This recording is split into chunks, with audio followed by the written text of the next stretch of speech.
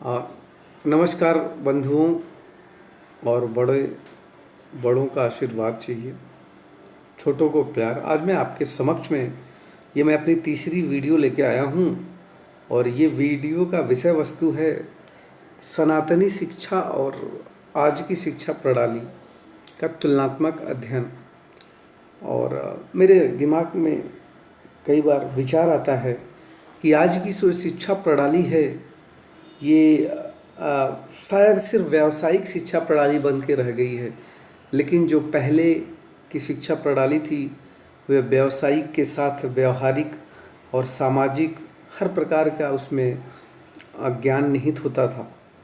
अगर आप पहले की शिक्षा प्रणाली देखो, चाहे वो कृष्ण जी के गुरु हों संदीपनी, उनका आश्रम होता था जहाँ पर कि सुदामा एक गरीब ब्राह्मण भी का लड़का भी पढ़ता था और राजा का लड़का कृष्ण भी पढ़ता था और सबका एक समान होता था। और चाहे वो वशिष्ठ जी के आश्रम में अगर आप देखें तो वो चाहे वो श्री राम लक्ष्मण भरत शत्रुघ्न ये चारों भाई पढ़ते थे और वहीं पे जो है निषाद राज गुहू भी पढ़ते थे जो कि एक निषाद के लड़के थे।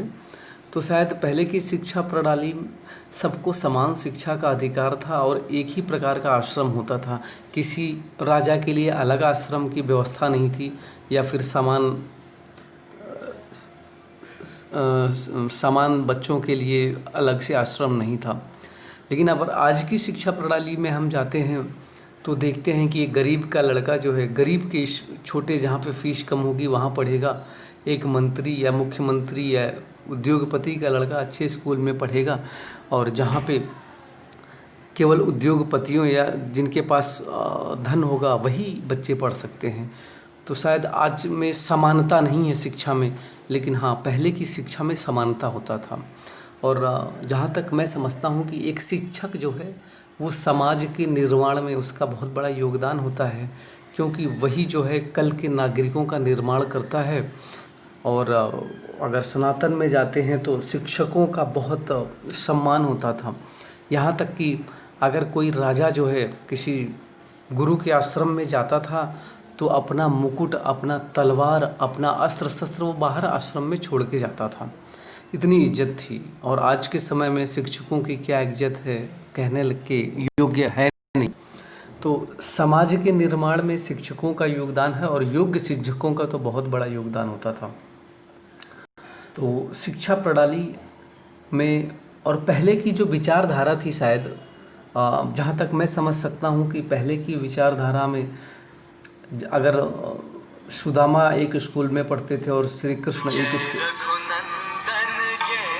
स्कूल में पढ़ते थे तो इसका यही एक आशा था कि एक भविष्य का राजा जो है वो हर प्रकार के काम करना सीखे, छोटा सा छोटा और बड़े से बड़ा, छोटे से छोटे लोगों के साथ बैठे, आम आदमी के साथ बैठे, ताकि उनकी विचारधारा और उद्देश्यों के बारे में समझ सके। क्योंकि जब श्री रामचंद्र जी थे वो लकड़ी जंगल से लाते थे, एक साधारण मानव की तरह व्यवहार करते थे और भविष्य में जाके जो है तभी वो एक राम राज्य की स्थापना कर सके। और आज के समय में अगर कोई मुख्यमंत्री या बड़े उद्योगपति का लड़का है तो वो आम जनता से नहीं मिल पाता है, न उनकी भावनाओं को समझ सकता है। और आज के समय में वो भविष्य की सोच नहीं है। और पहले की सनातनी शिक्षा में जो है भविष्य की सोच होती थी और व्यापारिक से लेके व्यावसायिक से लेके सामाजिक से लेके व्यवहारिक से लेके और यहाँ तक कि योग की भी शिक्षा प्रणाली देती थी, क्योंकि स्वस्थ शरीर में जो है स्वस्थ मस्तिष्क वास करता है। तो आज के समय में व्यावसायिक शिक्षा सिर्फ व्यावसायीकरण होकर रह गया है, लेकिन शिक्षा का विस्तार पहले बहुत ऊंचा था। आज शिक्षा सिर्फ एक नौकरी पाने के लिए की जाती है मेरी समझ में। पहले की शिक्षा सिर्फ एक समाज में योग्य पुरुष, एक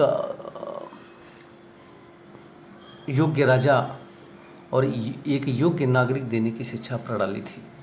तो मैं तो यही चाहूँगा कि फिर से वही गुरु आश्रम की शिक्षा व्यवस्था हो ताकि लोग जो हैं व्यवहारिक नीतियों को भी समझ सकते हैं। और कहते हैं कि मैं एक उदाहरण लेता हूँ जापान का, उनमें स्वयं अनुशासित होने की शिक्षा है।